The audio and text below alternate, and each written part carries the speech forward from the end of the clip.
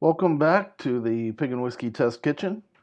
Today we're going to cook a roast pork sandwich. It is one of Philadelphia's favorites, consisting of succulent roast pork, sauteed broccoli rabe, and extremely sharp provolone cheese.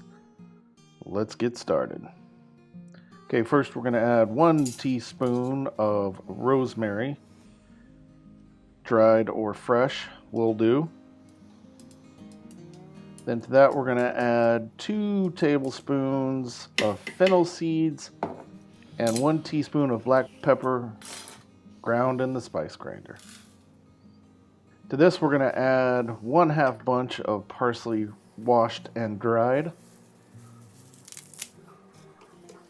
Then we're going to add 5 cloves of garlic crushed, just to open them up so that they blend in easier in the food processor.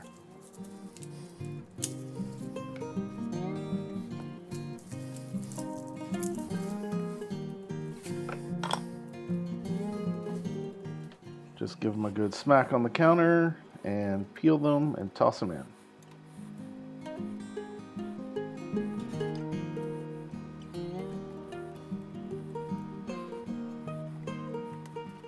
After we get the garlic into the food processor, we're going to slap the lid on it.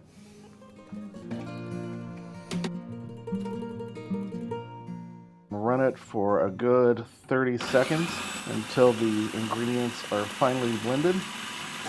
Then add to that 1/2 cup of kosher salt.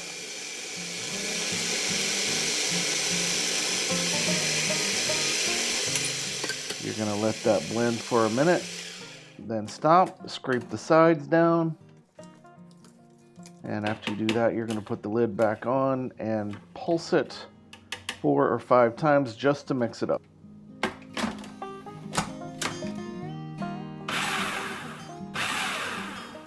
After that, scrape it into a dish and get ready to rub your pork.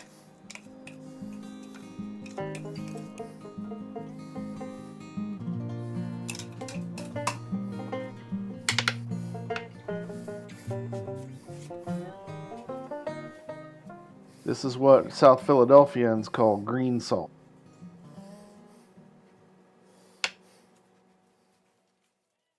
Okay, today we're going to be using a picnic shoulder. Go ahead and open it up and get it out.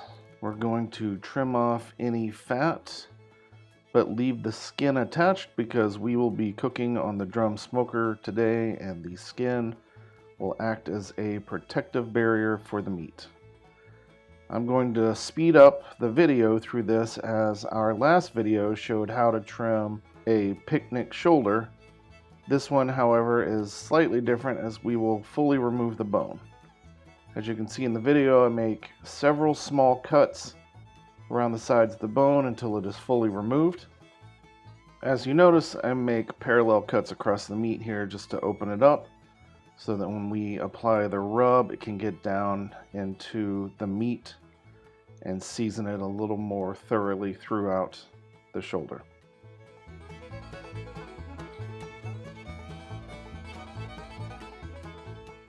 Cut off a length of twine so that you may tie up the roast.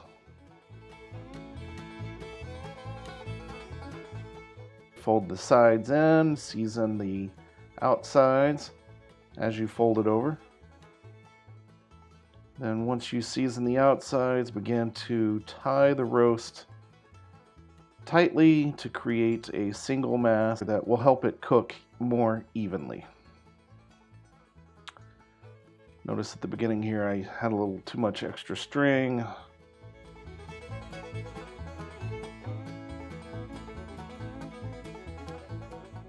This is a standard technique for tying roasts. It's basically a wrap and cinch method that allows you to tie the roast thoroughly.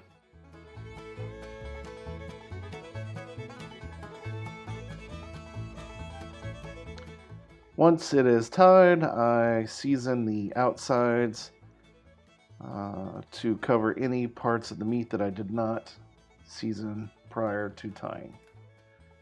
And once I have that seasoned, I am still saving the bone for later use, which you will see shortly.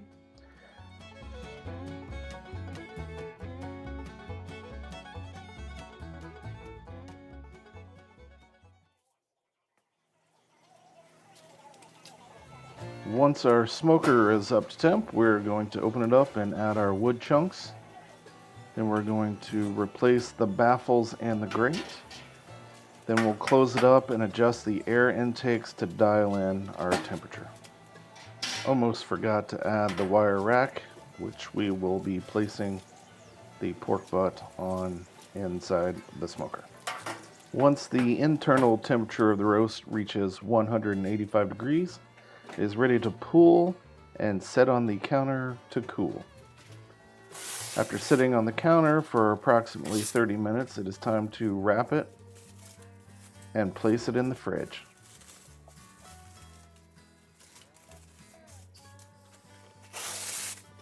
Go ahead and wrap it up tight to seal in any moisture. Hopefully by this point it is cool enough to the touch that you can handle it without gloves. Go ahead and wrap it in foil just to keep it together in case it springs a leak. It can contain any moisture. Okay, the next day we will remove the roast from the fridge and begin to slice.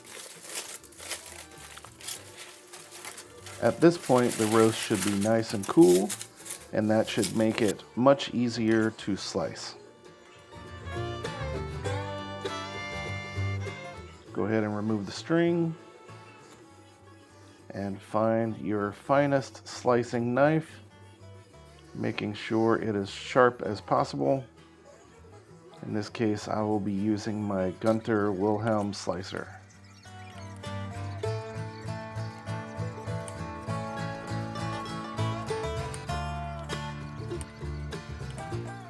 If you have an electric slicer, by all means, use it. Once you have the roast sliced, set it aside and prepare to add it to the jus.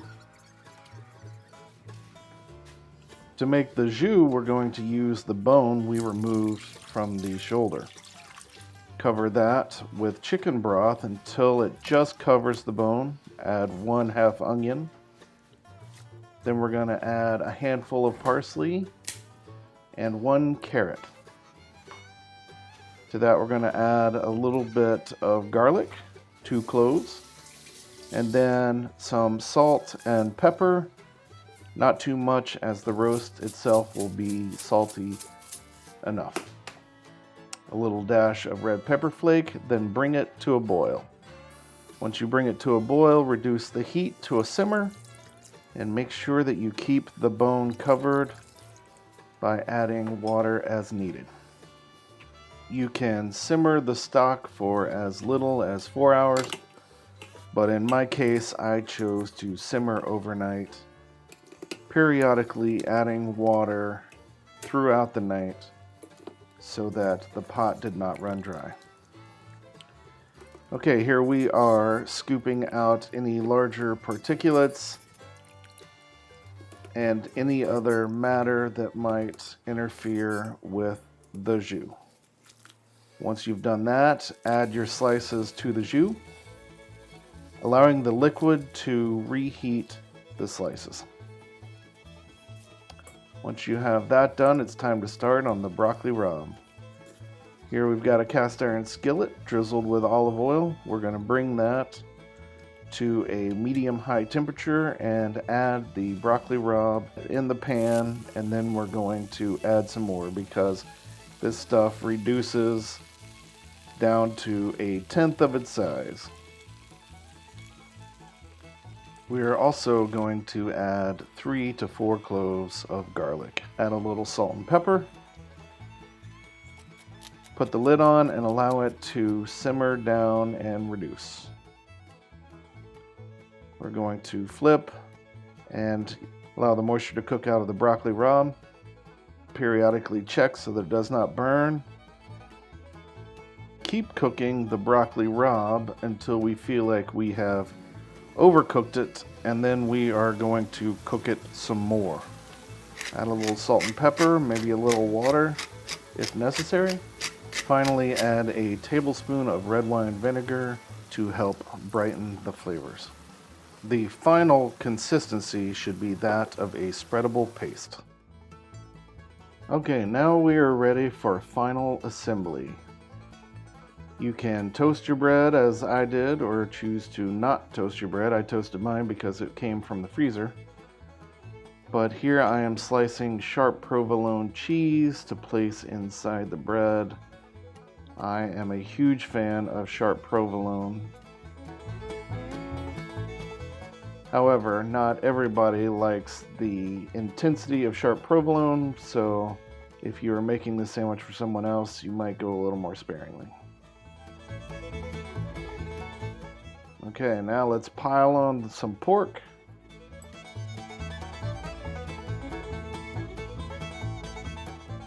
And we will add some broccoli rabe to the top of that.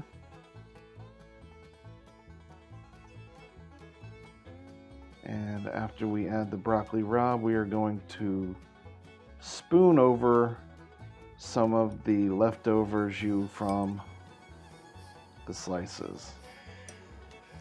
If you are at a restaurant in Philly, you can ask them to serve your sandwich wet, and that means they will ladle the jus over the top of the sandwich for you.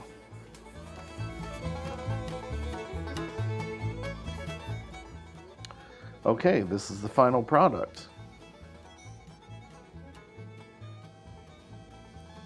It was quite delicious, although time consuming. As you can see from the photos, it was well worth it. Thank you for joining us in the Pig and Whiskey Test Kitchen. If you enjoyed what you saw here, please give us a like and subscribe. Go ahead and mash that button if you would, and we will see you next time.